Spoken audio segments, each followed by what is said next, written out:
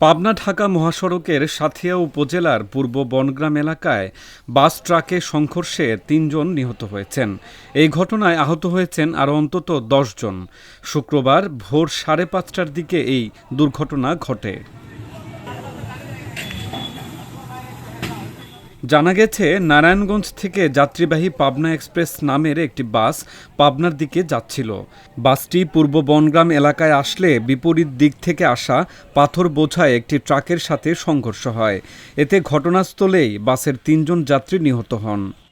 সাইডে কামার বাড়ি আছে, আপনারা হামার টামার নিয়ে আসেন, গাড়ির ভেতর থেকে লোকজন বাইর করতে হবে। এই আমরা হামার টামার নিয়ে আসে লোকজন বাইর করছি। আর সাইডে এনে 2 জনই মারা গেছে, আর একজন রাস্তায় মারা গেছে, আর এখন হাসপাতালে যা মারা গেছে কি না গেছে এটা আমরা জানি না। আমরা গমেতে এসে দেখি স্যার যে সেইভাবে অ্যাক্সিডেন্ট পড়ে আছে। আমরা গমেতে এসে তারপরে এই আহত রোগগুলি বাই করেছি। ড্রাইভার ঘুমায় গেছিল বা কন্ট্রাক্টর হেল্পার কেউ আর কি ঠিক ছিল না। তার কারণ যাত্রীটা নামবে চেনাখরা যাত্রীকে নিয়ে আসছে এইখানে, অলরেডি ঘুমে যায়। এই ট্রাকগুলো ঢাকা শ্যামপুরে। এই ট্রাকগুলো আমরা প্রতিনিয়তই দেখি যে অনেক লোড নিয়ে এরা আস্তে ধীরে ধীরে যায়, ওই ফেরি পার হয়ে যায়।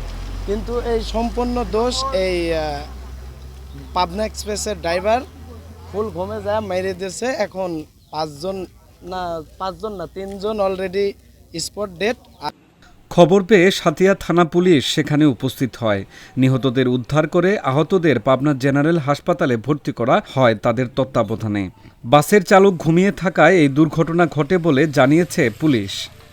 এই ঘটনাটা ঘটছে ভোর 5:30টার দিকে। তখন বৃষ্টি হচ্ছিল, রোডে বৃষ্টি হচ্ছিল।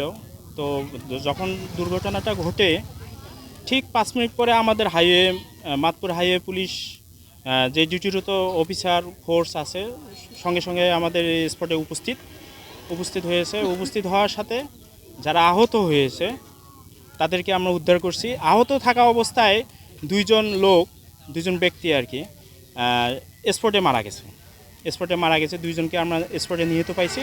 3 জন, একজন মারা গেছে, একজন যা আহত যে এটা গুরুতর ছিল, এটা আমরা একটা আমাদের গাড়িতে পাঠিয়ে দিয়েছিলাম পাবনা সদর হাসপাতালে। প্রতিমধ্যে মারা গেছে, ওই লাশটা আমাদের থানায় আছে। নিহত 3 জনের মধ্যে 2 জনের নাম পরিচয় নিশ্চিত করেছে পুলিশ।